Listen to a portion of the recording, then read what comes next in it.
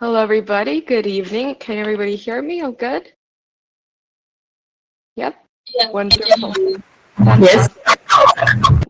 Great. Thank you so much for muting your microphone. Good evening, everybody. Welcome to this lecture about the Russian world. And today with us, we have Nikolai Parkhitko. Hello, Nikolai. Hello, my dear friends. Hello, everybody. It's very nice for you to be here. Thank you so much for doing this lecture for us. And a little bit about Nikolai. Nikolai is a PhD in history. His doctoral research was devoted to the topic of of the part of the lectures that we're doing today.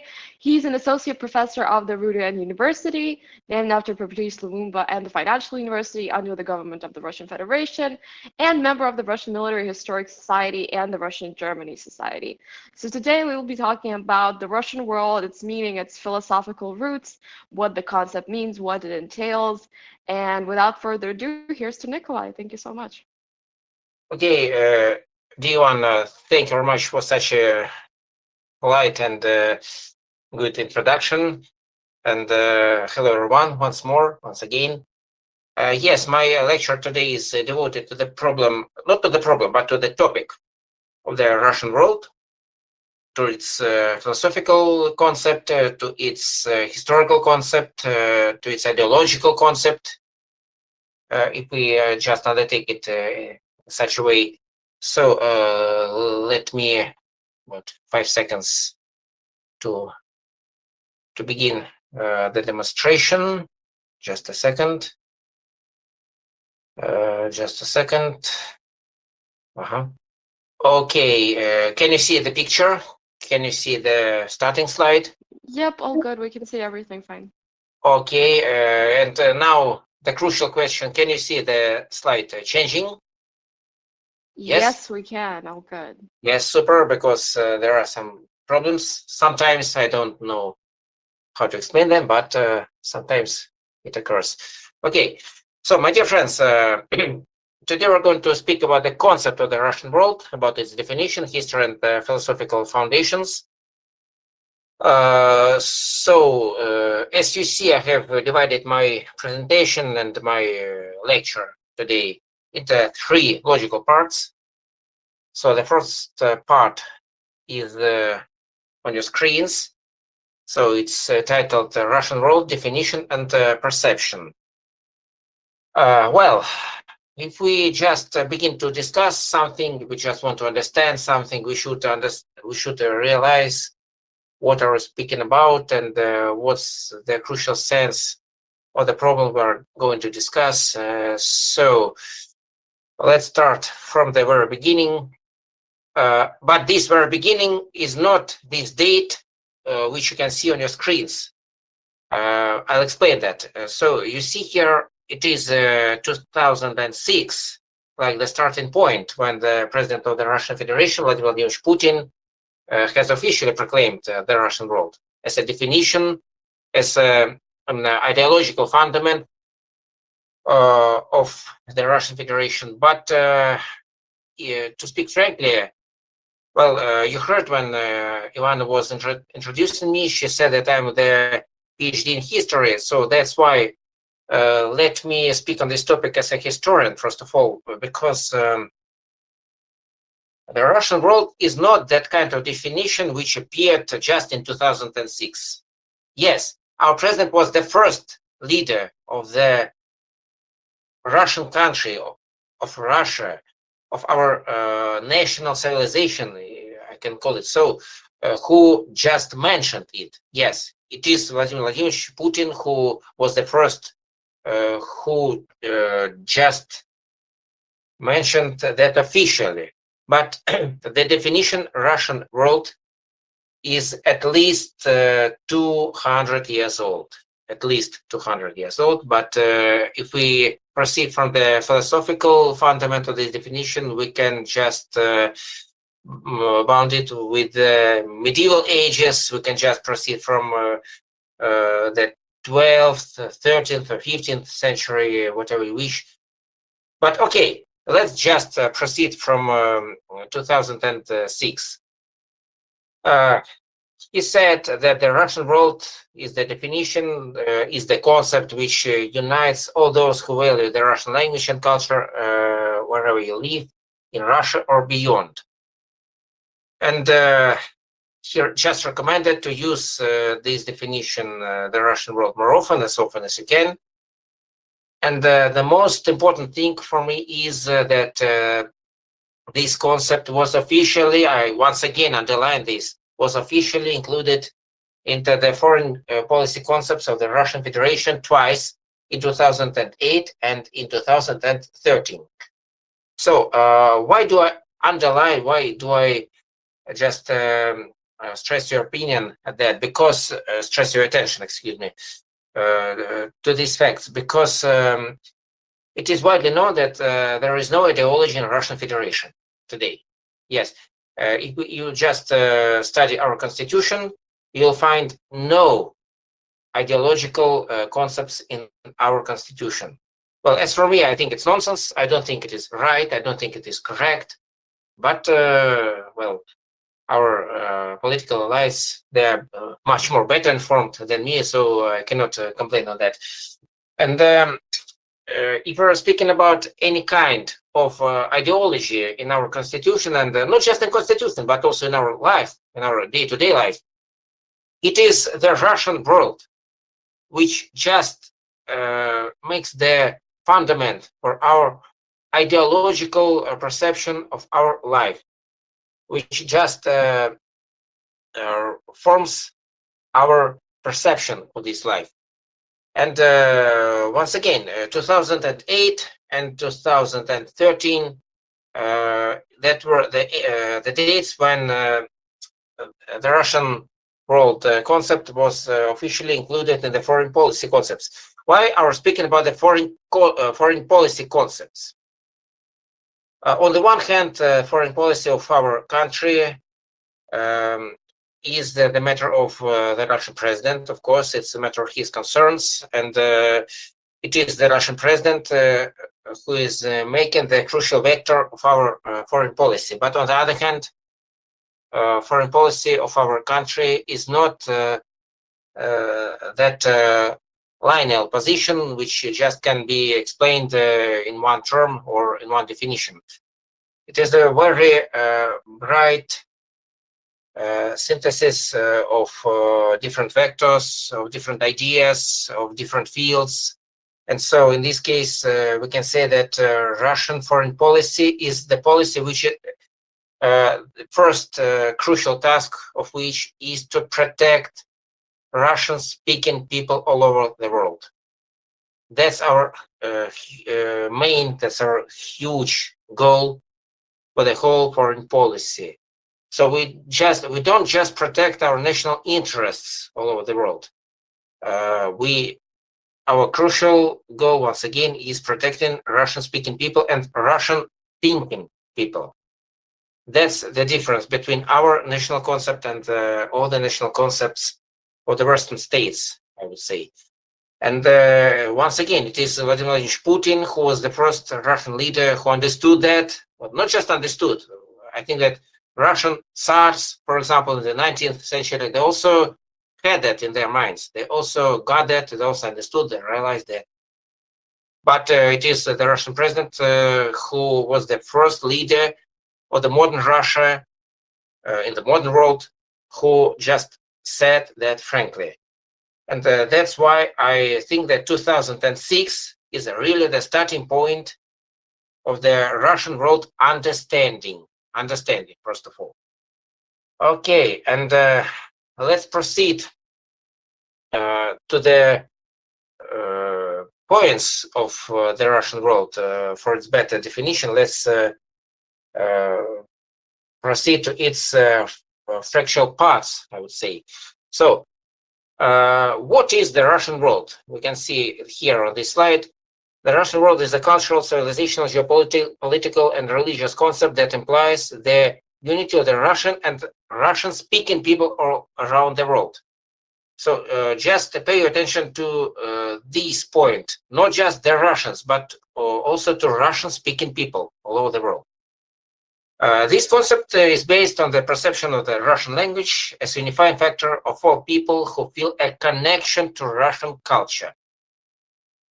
So excuse me that the second part of this slide is in Russian, but I think that this scheme was just the best scheme which I managed to find in the internet. Number one, what is number one? It is just the definition. What is the Russian world? We're speaking about that now, right now. The second point is the space of the Russian world. So the space of the Russian world is the whole world, but I should underline that it is the whole world in totally non-aggressive sense of this word, in non-aggressive sense. So we don't want I don't know to conquer this world. We don't want to suppress this world, not at all. We just want to protect all the Russian speaking and the Russian feeling people all over the world. That's true. The third part is structure.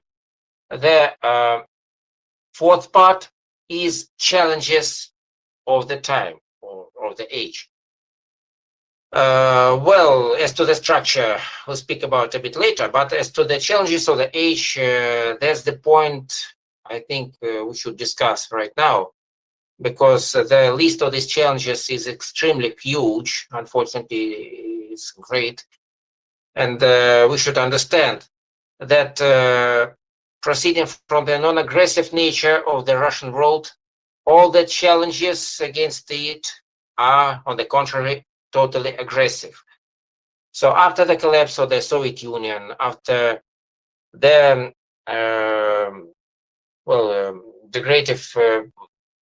some disgusting processes in the Russian Federation in the 90s, when our country was that weak and it could not protect, not all, I'm not speaking about any people who were living abroad, who were just left away and forgotten.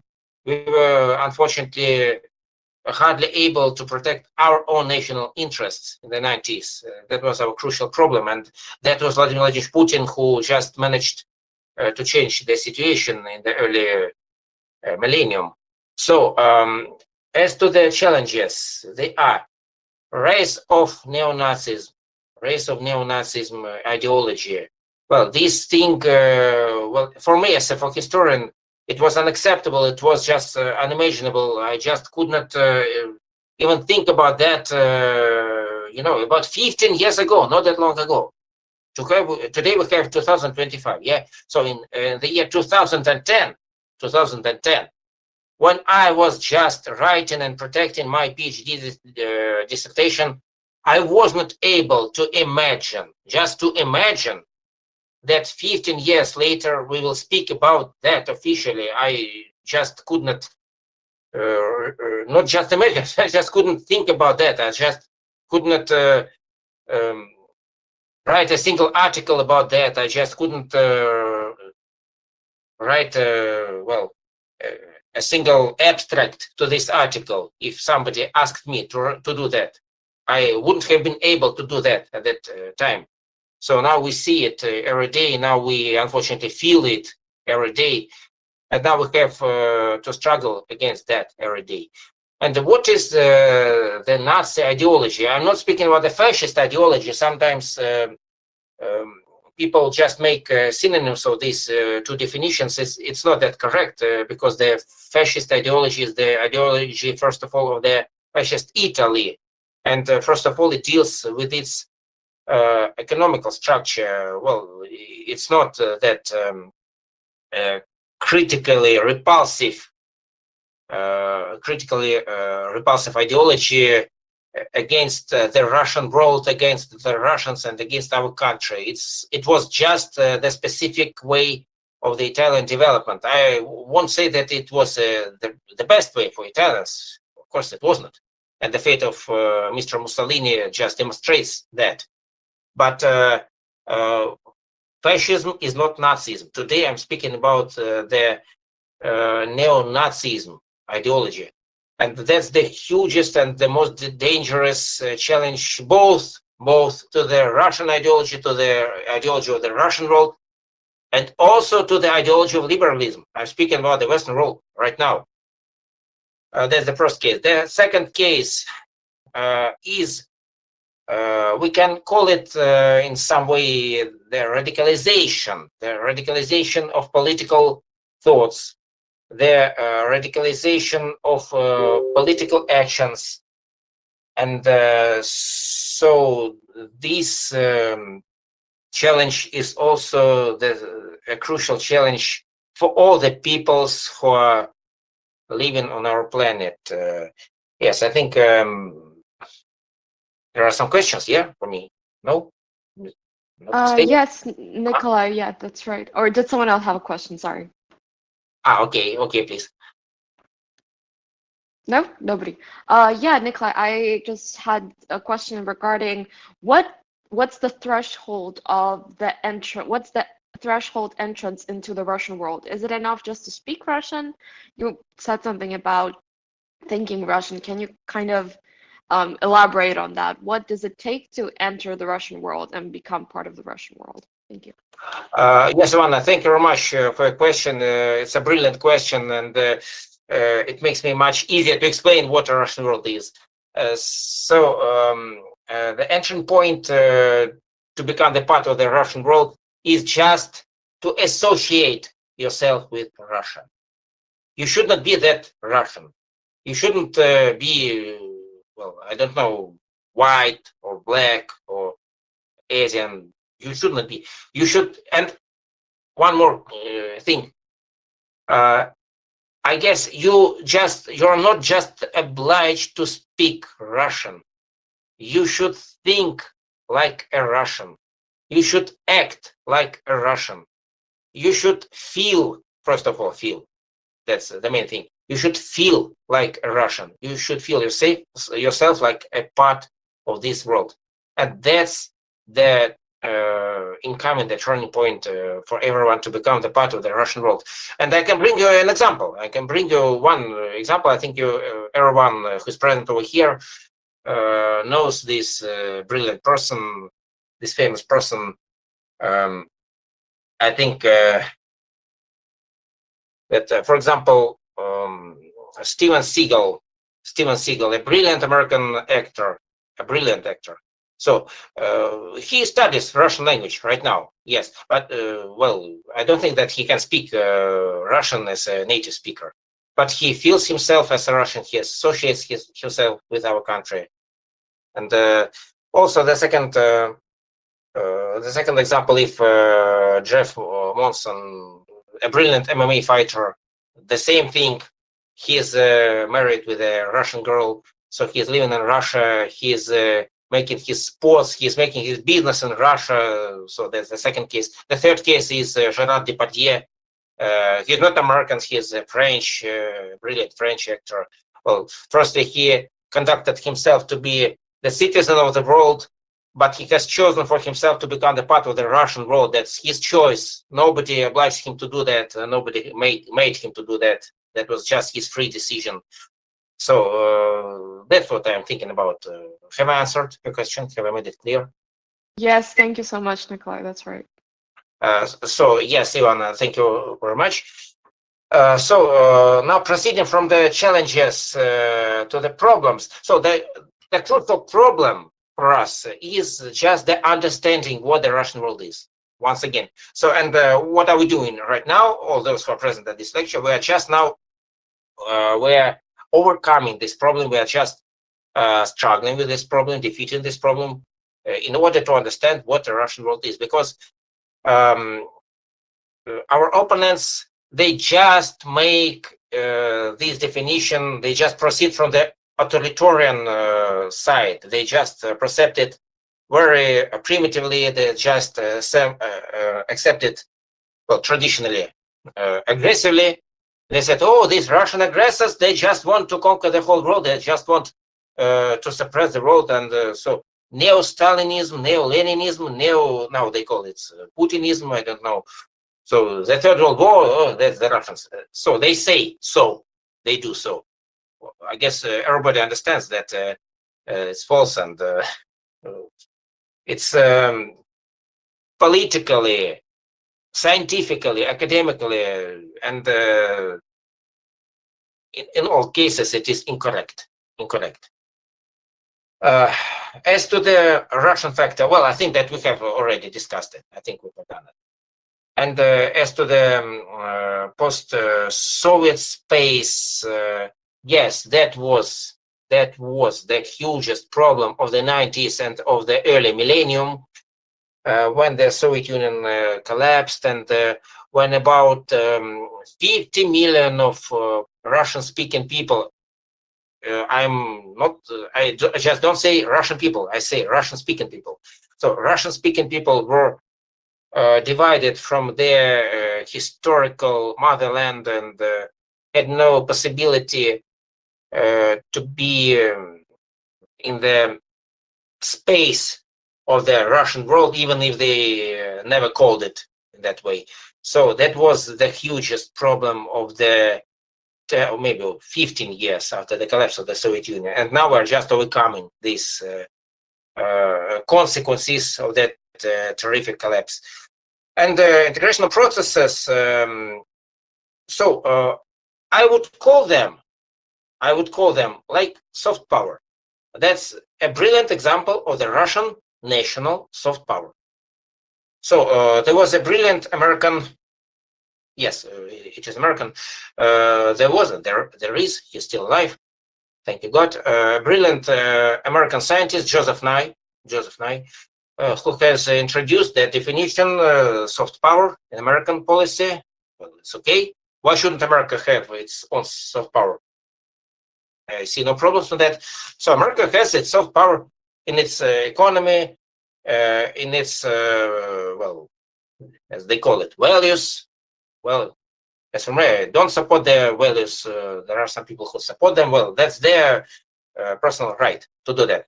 But as to Russia, our soft power is now integrated in, not integrated, but concentrated in the Russian world concept. Once again, I don't see anything bad in that. And now if we're speaking, once again, just look at this slide, just look at this map. We see no borders here. We see no borders. We see here just the areas of the Russian-speaking inhabitants in Eurasia and even in Eastern Europe, in some post-Soviet republics, for example, Kazakhstan, Uzbekistan, Tajikistan, Turkmenistan, in the former Ukraine, in Belarus, and even in the Baltic states. Well, that doesn't mean that 100%. It doesn't mean that Russian state has some plans for occupying these lands, for making them dependent on Russia. Not at all. We just want that all of the people, the Russian-speaking people who are living over here, that they felt themselves as the part of the entire of the unique Russian civilization. That's the only case we're striving to. Okay, maybe some questions. Ivana, dear friends. Part number 2. Yeah, sorry, it's going to be me again, I guess. Okay. So you were kind of mentioning that there is a certain way that the Russian world wants to protect itself and its members want to protect itself, and it kind of deals with a certain empathy towards the fellow Russian world member. Basically, does this in any shape or form hinder the Russian sovereignty as of a state, or how does it influence it? Because the certain responsiveness, doesn't it present itself as a threat to Russian sovereignty and Russia as a sovereign country? Mm-hmm. Oh, Ivana, once again, thank you very much for such a fundamental question. It's not that easy to answer it, but I'll try. I'll do my best. And so, just look at this very slide, which you see right now at this moment. you are proceeding from the concept of the Russian sovereignty, yeah, and whether there is some dialectical, I would call it, threat to our sovereignty when we're speaking about the concept of the Russian world. But once again, what is Russian world? It's the synthesis of values, or the Russian traditional values. Some of these values are not that Russian, personally Russian values. They're internationally accepted values. For example, family. For example, fairness. For example, love. For example, healthy way of life. It's not that the Russians who invented that. That's just the logical principles of good living, I would call it, in the simplest words. So these concepts in no way deal with the Russian sovereignty. But if we're speaking about the Russian sovereignty and whether the Russian world consists of some threat, some kind of threat maybe to our sovereignty, and also to the sovereignty of the neighboring countries, that's the second part of the medal. So we are very often accused of having some aggressive plans about our neighbors because we don't just want to protect our Russian-speaking and Russian-thinking people in that countries, but we want to occupy some areas, some territories. So, my dear friends, just look at this map. Do we have problems with some territories? Do we have some problems with the regional influence, with the global influence? Well, do you see it? If you do, please tell me. We'll discuss on this topic. So the crucial problem is once again, the crucial problem is the correct understanding of the concept of the Russian role. The first point, we don't want to occupy any neighboring areas or territories of our bordering or neighboring states of Kazakhstan, of Belarus, or the former Ukraine, of the Baltic states. It's not that problem. We don't want any escalation, any contradiction, any confrontation. That's 100%. And it is also frankly told in our military concept. We have a totally defensive military concept in comparison with the American one. I don't want to accuse anybody, but it is so. And I'm not speaking about the European Union right now, at this moment. We just don't have these goals. That's the first point. The second point, as to our sovereignty, of course, we don't feel that the Russian world concept in any way it contradicts the idea of the Russian sovereign country. Of course, we don't think so, and we have no fears about that. Maybe because that's the point I have started from in the beginning of the lecture. Because the concept of the Russian world, it appeared not yesterday and not even in 2006 when Vladimir Putin just officially proclaimed it. It's our traditional national concept, which is maybe 200 years old, since the 19th century, when we protected our Orthodox at that moment. They were our Orthodox brothers in Bulgaria, in Serbia, first of all, in Serbia, in Romania, and in other parts of the Eastern Europe. And the Russian Empire, at that moment, it was an empire. Russian Empire has never felt any threats to its sovereignty while sending its military troops to Eastern Europe to struggle against the Ottoman Empire, to struggle against, at that moment, against the Muslim fundamentalism of the Ottoman Empire, against radical actions against our brothers. Well, we had no problems with that at that time, and we have no problems with that today. And I'll speak about that at the ending part of the lecture, when I'm going to tell you about the historical perception of the of the Russian global historical process, from the Great Patriotic War to the special military operation which we are conducting today. And one of the cases will probably make you to understand better the motivation of our today's actions, I guess so. Have I answered the question? Yes, thank you very much again. Does anybody, if you have guys any other questions, be prepared them for the next time Nikolai asks a question.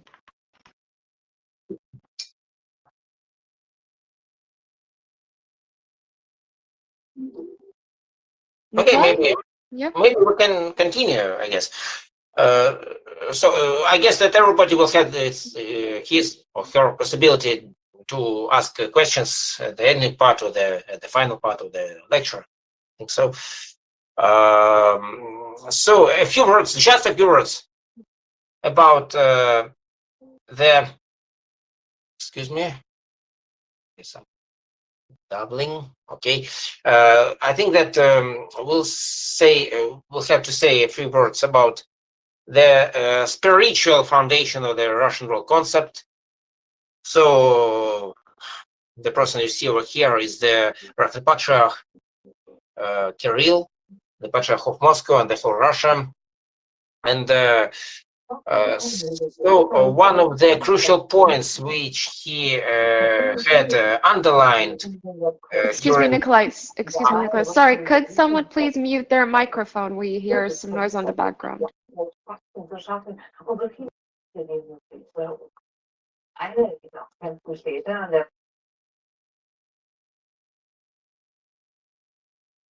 I think thank you so much. Yep. So, yes, I think we did it. Yeah, Patriarch Kirill, well, about 1 year ago, it was November 28th of 2024, during the Hall of Church Councils in Moscow, he just underlined one specific point I would also address your attention to. Is so here you see this citation. It's full citation. The Russian world is a cultural space of high spiritual and moral values, among which a special place is occupied by loyalty to tradition, the principles of solidarity and justice, mutual respect, patience, and peacefulness. Please.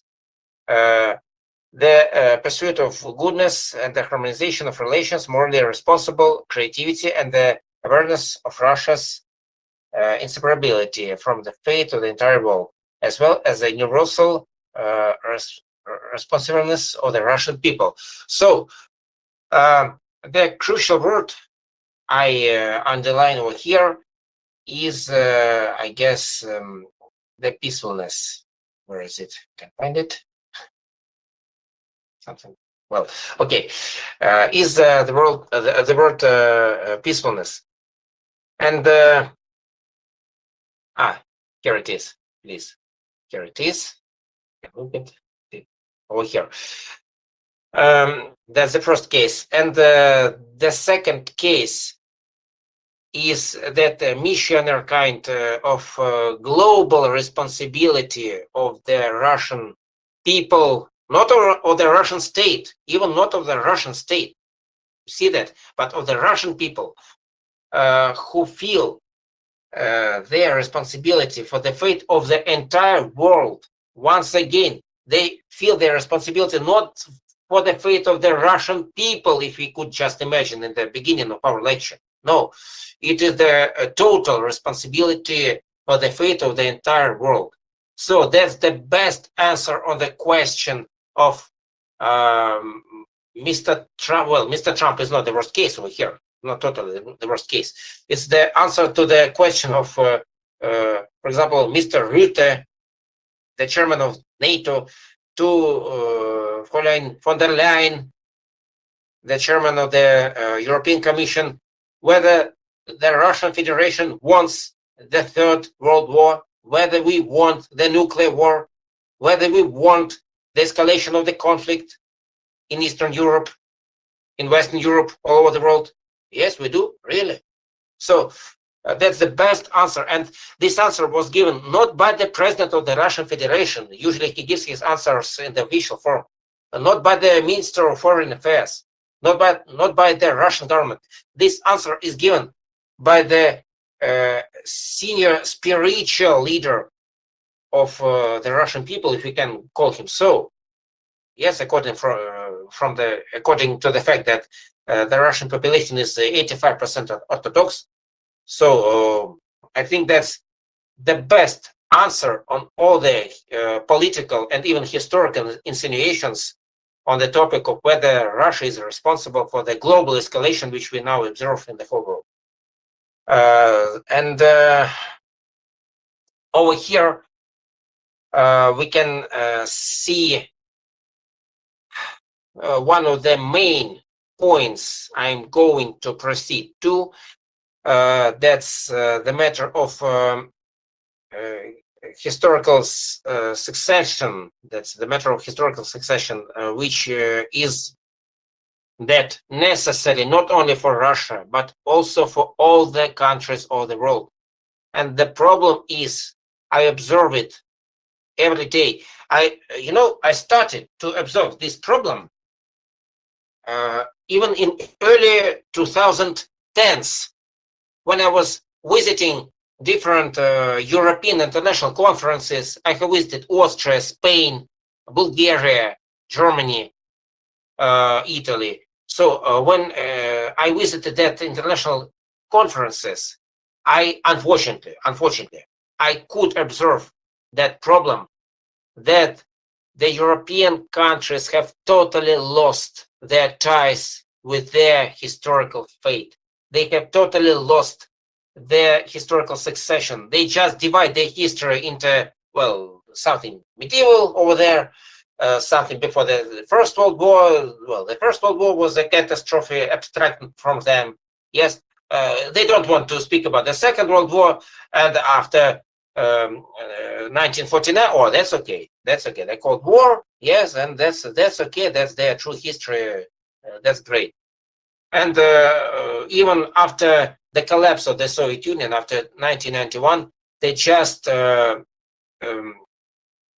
they just perceive themselves. They just see themselves as the leaders of the world, as the masters and commanders of the world, and that's their crucial problem. That's their crucial. They don't want to see any historical logics. They don't want to learn any historical lessons. And of course, they are unfortunately incapable of undertaking any historical alternatives, any alternative point of view. So I have faced with that attitude personally, me personally as a historian. I have faced that in 2011, 12, 15, 17. Well, at that time, still at that time, I didn't want to think. I didn't want to think that that's some kind of a system. Well, I thought maybe I'm not that lucky. Maybe I met that professor. Maybe he's not that professional. Maybe this politician, maybe he's not that keen on the crucial international agenda. Maybe somebody is just mad. Well, I don't know. Maybe there's something wrong with me. It's also not the worst case for everyone. But today, unfortunately, I have to admit, I have to admit that it is the system. That's the system of European global thinking. I am not speaking about the United States right now. If the president was Biden, maybe I should have spoken about that. But today, I'm not speaking about the United States. They have their own problems. But as to the European countries, they just cannot understand the reasons of the Second World War, and in our case, the Great Patriotic War. I see it over here. They just can't understand the reasons, and they can't take any lessons from that. And that's the crucial explanation of their mental, political, and value aggression against our country, even abstracting from the Russian world, even abstracting from that, just speaking about the Russian country, about the Russian Federation.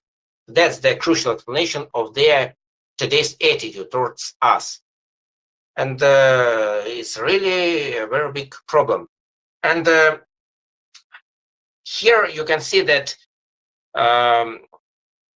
well, understanding of the Russian history, I'm now speaking about the Russian history, understanding of it, and correct perception of it is the fundamental basis of the Russian statehood, and it is really written in our constitution after 2018. That's the newest position. In fact, there are two newest positions devoted to this problem in our constitution after it had been renewed. So I think it's very relevant and actual. Yes, and there is part number 3. Dear Ivana, maybe some questions or comments? Yeah, so in regards to what you were saying, you kind of mentioned quite a few people, politicians, as well as basically some other kind of leaders. What other books or authors could you recommend for us to kind of read on in order to better explore the ideas you're talking about? Thanks. Yes, once again, thank you for the question. So it's some kind of recommendation from me. Well, it's a hard role to take such kind of responsibility, but I'll try. So, dear friends, I think that the best book and the most interesting book you can just take and read today, just to maybe to start even today, is The Untold History of the United States. That's the book written in two volumes. No, excuse me, in two volumes. So it's evening in Moscow. So it's the book written in two volumes, in two parts. The authors are Oliver Stone and Peter Kuznick. The Untold History of the U.S. As for me, when I started to read that book, I was a bit skeptical at that moment. I just took that book, and when I saw the title of the book, I thought, well, I think I won't like it, because I don't perceive any kind of alternative history. I'm a historian, so I don't like that alternatives. I don't like that. Well, Oliver Stone, okay, but he's not a historian. Well, I respect him as a person, but I don't know him as a historian. I know him like a filmmaker. He's a cartoon master also, but historian, well, okay. And that was my mistake, because I didn't know who was Peter Kuznick. Peter Kuznick was a professional historian in the American Academy. Well, I'm afraid I won't want to recollect the title of that academy, but he's a professional historian. So after I read the first chapter of that book, of the first volume, well, I was so excited. I was so excited. I was totally pleased with the material I got. I tried to verify it. I tried to read some alternative articles on this topic. I tried I started to find some messages about that. I tried to make to find the opinion, the global opinion on this book, and the global opinion is about 95% positive, and that's true. So the Untold History of the United States in two volumes is the best book you should read today, because it will change your perception of history, not only of the United States, but also of the historical process of the 20th century. And the second book, well, I just liked it because, well, I'm not that fan of some fiction literature. I'm fond of reading some scientific literature, but this kind of book is a synthesis of fiction and scientific literature. The second book is titled The Global Government.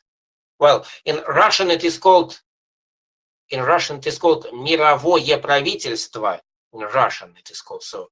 In English, I guess it is The Global Government. And the author is Alexander Bell. Alexander Bell. Also a very interesting book with a fictional perception of the historical process, with a fictional perception of the global international agenda, political agenda. You know, it's relatively dull to read a book about political agenda. Oh, come on, we just can switch on the television or just enter the internet and see everything we want. So to read the book, well, it's not the best idea. But in this case, it's a very good idea, because the book depicts the history of the Cold War, and also depicts the first 15 years of the 21st century, with the technological progress, with the political processes which were occurring both in the United States, in Europe, and in Asia, also in Asia. And if you will read these two books, well, in fact, three books, but nevertheless, if you will read these books in these positions, which I just called the Untold History of the United States, and after that, if you will read The Global Government by Alexander Bell, I think that you'll get great pleasure, and also you will get very good knowledge. So Thank you so much, Nikolai. So okay, dear friends, we're proceeding to the final part, I guess, of our today's lecture. So something is wrong. I'm afraid I have some problems with my computer. I can't switch. Okay. Yeah, we can see it all good. It has switched. All good. Yes. So okay. Firstly, there is. I think I have to give you some translation. You see this slide.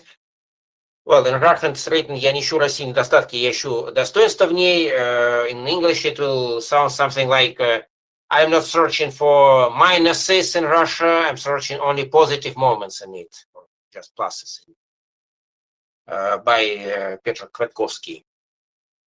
And here we were coming to the better and final understanding of what the Russian world is. And of course, maybe, well, in your case, now, you are listening to a historian. So I am proceeding from the historical process. I am proceeding from historical science. Is it good or bad? Well, I don't know. I really don't know. Maybe it's not that good. Maybe it's not. So I'm just taking history as the milestone point, and maybe I impose my point of view on you.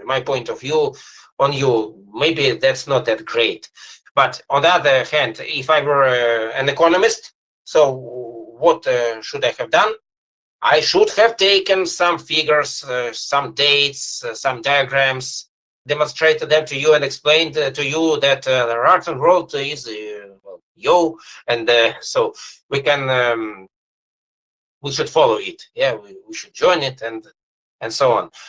If I were a representative of some cultural sphere, so if I were a cultural representative, maybe I would have demonstrated something like that, which you see just now on this slide. But as a historian, my crucial point is that Russian world is first of all the matter of historical succession. So in Russian it is called историческая преемственность. In English, I think it is succession. We should not totally criticize our historical mistakes. We should admit them, and we should do our best to correct them. We should not just ignore some periods of our history. We should be proud of it. We should be proud of the best periods of our history, and once again, we should do our best to correct the mistakes of maybe not the most successful periods of our history. Yes, that's true. We should not ignore them. In any case, we should not ignore them. And if we do that, if we just come to historical succession, we will just build that harmonized and stable Russian world. Unfortunately, I can't say that we are really keen on this process, because just look at our history. Okay, Russian Empire existed since maybe Peter the First, yes, since 1714 until 1917. Okay, what was after that?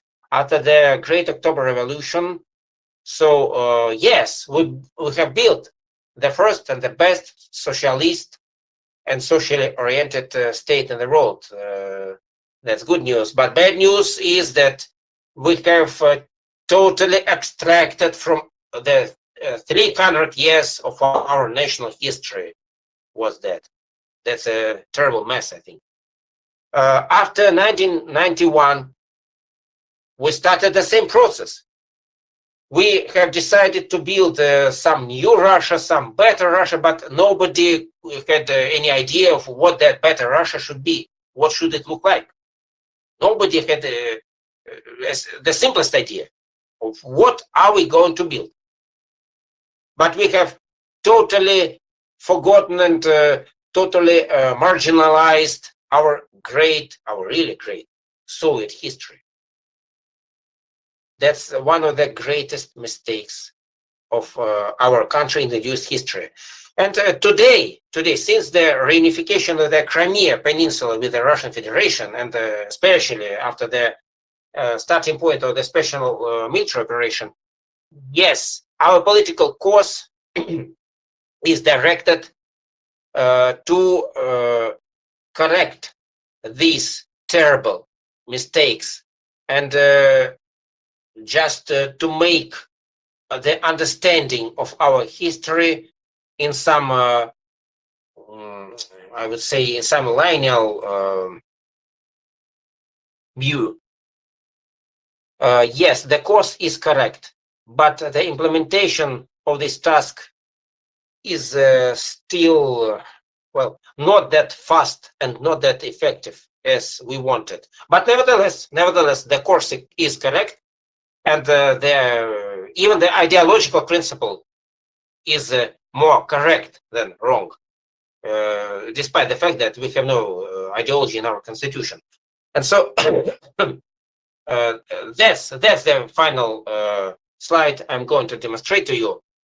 You see here, that's my citation, that the most important work today is the building of some kind of moral code for Russians in general. And this code, this moral code, can be constructed, can be built only in case if we undertake our history by means of succession, and if we bring up our younger generation, our youngest generation, our growing generation, in the ideas of patriotism and love to our motherland. And what is our motherland? It's not just the territory, as they speak in the West. It's not just the territory. It's not. It's not even our religious paradigm. It's not only our national paradigm and well, economy. No, it's not only that. First of all, that's the cultural and spiritual perception of who we are and for what we are right now over here.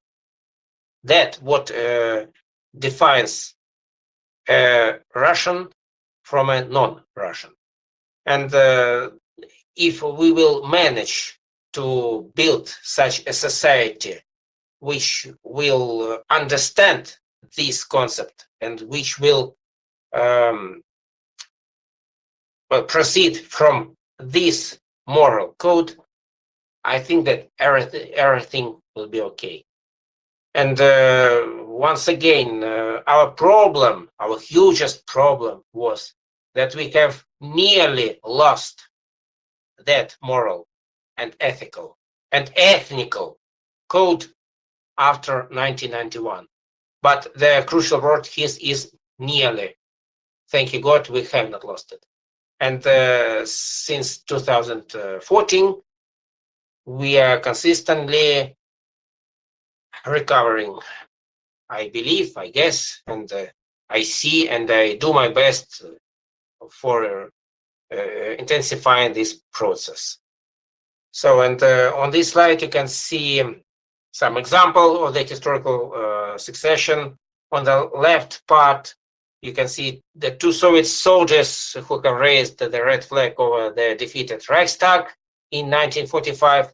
And on the right part of this slide, you can see the hero of the special military operation with the letter Z over here. That's one of the examples of historical succession and understanding. My dear friends, I guess it was the last slide. Thank you for your kindest attention, and now I'm open and ready to answer any questions you have. Dear Joanna.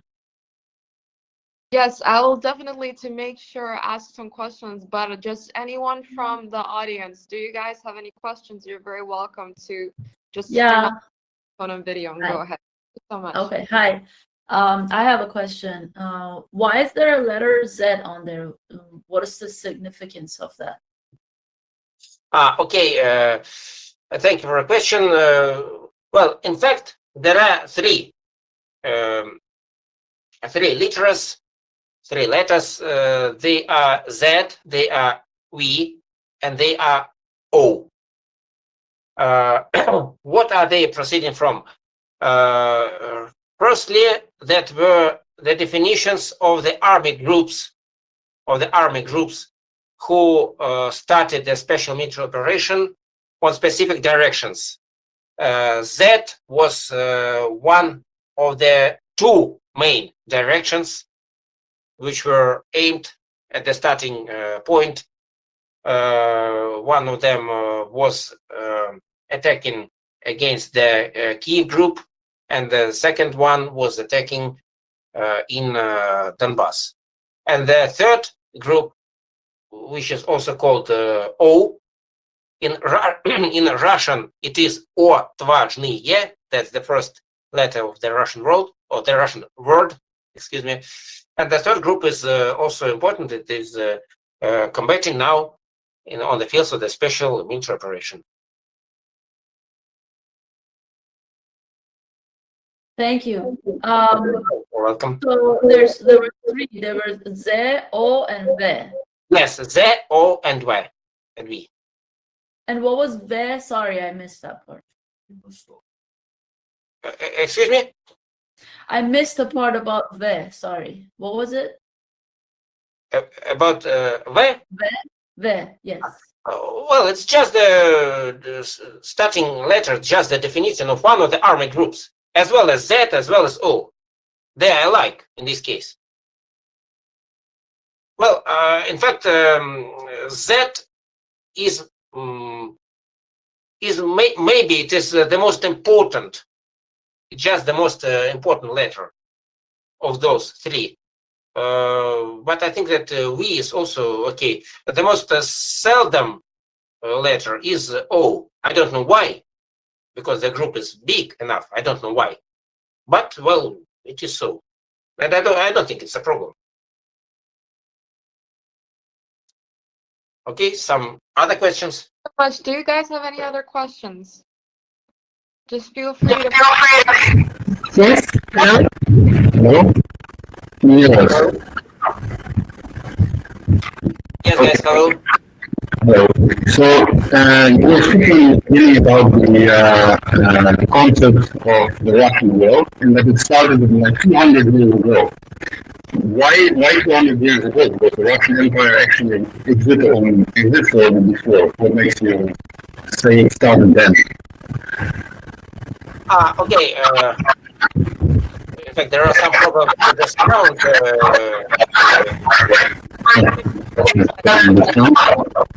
Please, could you please? Okay, maybe okay. So I can switch off the microphone. Yes, guys, I got your question. Yes.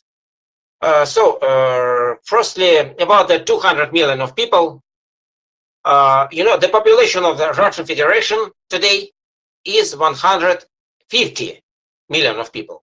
And what about the rest of 50 million of people? That's the Russian and Russian-speaking people who are divided from the territory of the Russian Federation, and now they live in the Baltic states, they live in Kazakhstan, in Turkmenistan, Uzbekistan, Tajikistan. Some of them live in Georgia, in Armenia, in Azerbaijan. Some of them live in Eastern and in Central Europe. Some of them even live in the United States of America, in Great Britain, well, I don't know, all over the world. And this number is approximate. How can we identify them? Well, during different exit polls, which are conducted, especially in Europe and in the United States of America, when people are asked, with whom do you identify yourself? How do you feel who you are? Of course, the citizen of the United States of America will say, of course, I'm American. It's okay. But if you ask him about his or her nationality, about his or her backgrounds, I think that, about 90% of such people will answer frankly that I'm a Russian or I'm a Russian-speaking person, and they still have not lost their ties, their historical and national and linguistic ties with Russia. Some of them still have families. Some of them still visit Russia once, twice, or even more often per year.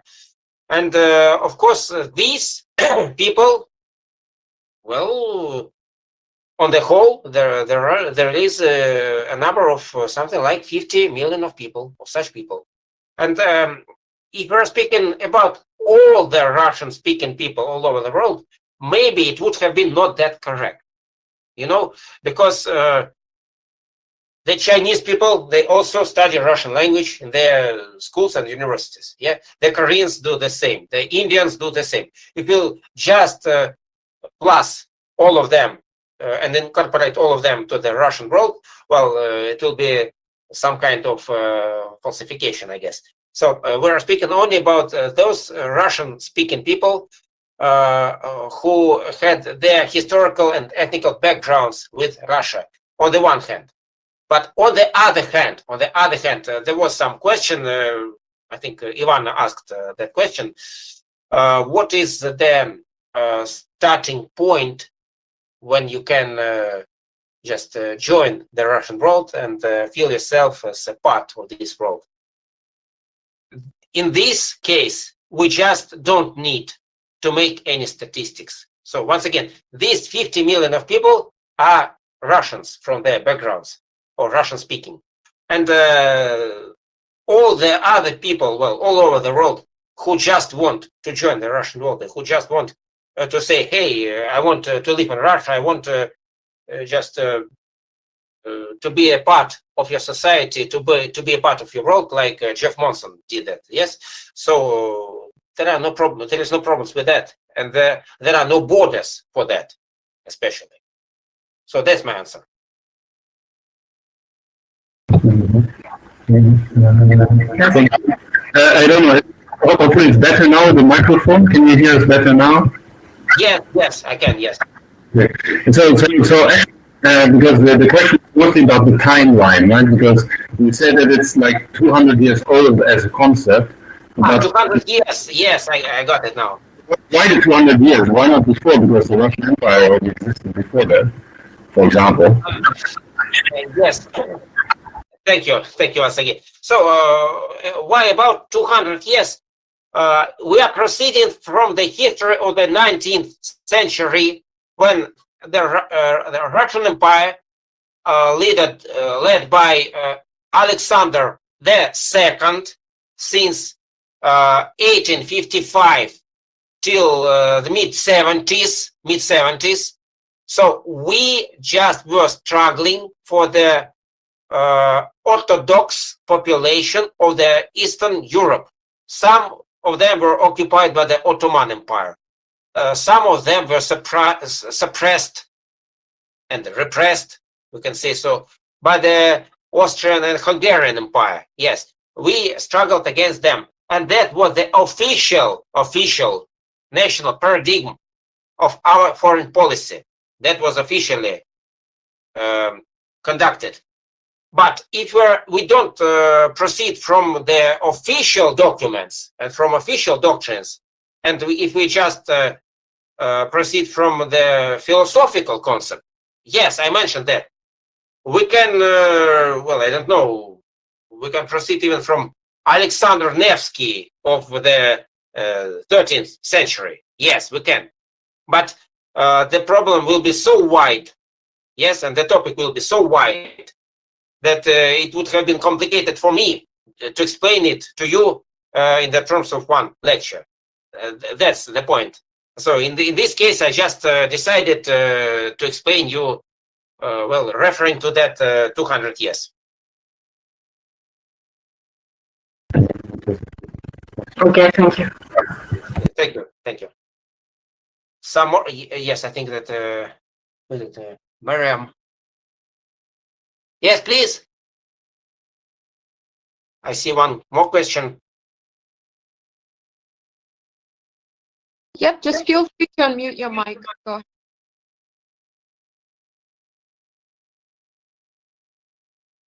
Maybe some problems over there, some technical difficulties.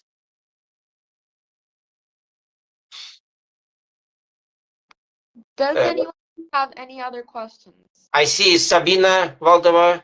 Yes, please, you're welcome. Здравствуйте. I just want to thank you for this lesson. I don't have any questions about this and could follow you quite good. Thank you. Спасибо. Thank you, Sabina, very much. Всегда, пожалуйста, рад.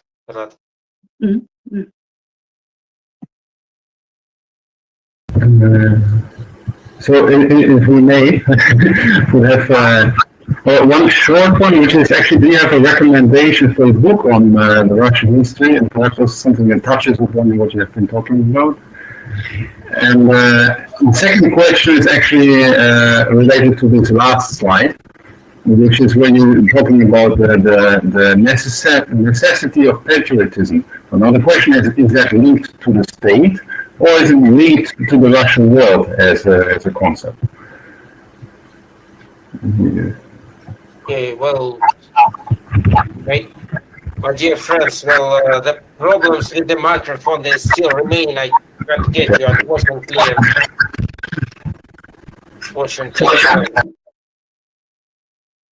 Well, I only understood the word. The first question was connected with the book. Yes, and the second, well, I haven't got the second question, unfortunately, my dear friends. Okay, now let me answer the question about the book. Yes, in order to not to lose our time, not to waste our time, and maybe we'll fix that problem with the microphone. Maybe it's my problem, maybe it's your problem. I don't know. So, as to the books, well, in fact, why did I recommend you to read that very books? Because I have taken the responsibility to recommend it to you only because I have read them myself, and only because I can give you the guarantee that these books are pretty well. You will not waste your time while reading them, and you will enrich your knowledge, you'll widen your knowledge after you will have finished to read them. And if we're speaking about some other books, you see, it would have been very easy for me just to tell you, take, for example, Fyodor Dostoevsky, the Russian, yeah, to take him and just read Brothers Karamazov's An Idiot. There is such a book of him. Read, for example, in Russian, Преступление и наказание, Crime and Punishment. You'll understand a lot after you will have read that books. You will just get involved. You will just get totally involved in the understanding of the Russian philosophy. Yes, but I don't do that just because I think it is a too much complicated task for you. It's not that you need. You just don't need to be suppressed by philosophy and to be suppressed by scientific literature. You need something for your quick and better understanding. And Dostoevsky. So And some we're speaking one language. We're speaking a single language right now, my dear friends. So I'm that lucky to have such an audience over here. So if you're acquainted with Dostoevsky, you don't need to read anything after that. You are keen on the Russian philosophy and the literature and history, and so you are already the part of the Russian world. Because you know, there is a citation of Dostoevsky that you are that Russian as you are Orthodox. Well, you don't need to be Orthodox. You just need to understand the Russian perception of the world. And in this case, after Dostoevsky, you are that Russians. So that's the case. So I think I have answered your questions. At least I tried to do that. Thank you, dear friends. Thank you so much, everybody, for participating. Thank you so much for joining our lecture tonight. And look forward to more wonderful lectures from Nikolai. Nikolai, thank you so much for being with us today. And yeah, just follow up on the lecture, write what you felt and what you experienced being here in the comments, and enjoy the rest of your Saturday. Thank you so much, everybody. Have a great evening. Sorry, I have one more question. Yes, Thank you, Nikolai. Thank you, Nikolai, for the lecture. I really enjoyed it. You introduced two books, I believe. One of them I wrote down. It was the yeah, I wrote it down somewhere here. I'm trying to find it. But yeah, I have that one. But the second one was the global government, and I couldn't find it on the internet. Was it the name? Well, Nilfar, it is in Russian. It is мировое правительство in Russian. And in English, I think it is global government. And the author is Alexander Bell. Alexander Bell. Yeah. Okay. Yes, A. Bell. I think you will. Just a moment. Just a second. Maybe I'll help you right now. Just a second. There you go. So let's do that practically.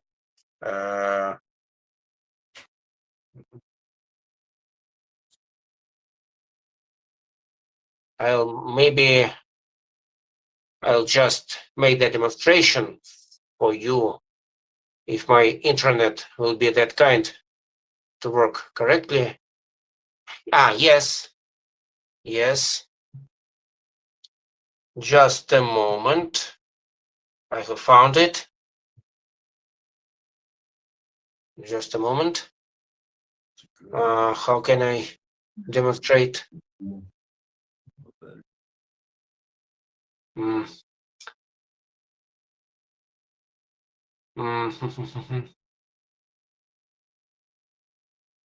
Demonstration. Well, Ioana, I have some problem Yes. I can't make the alternative demonstration of the picture. Maybe should I write it over here?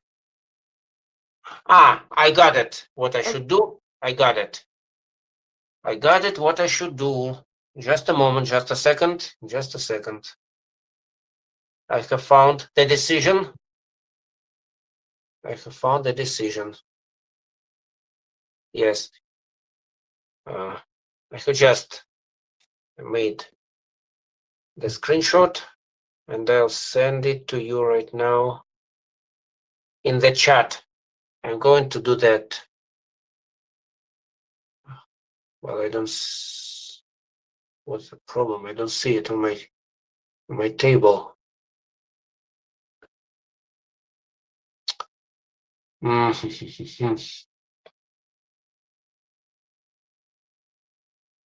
I mean, maybe perhaps someone, you could just send it to us and we'll just post it in the chat later on.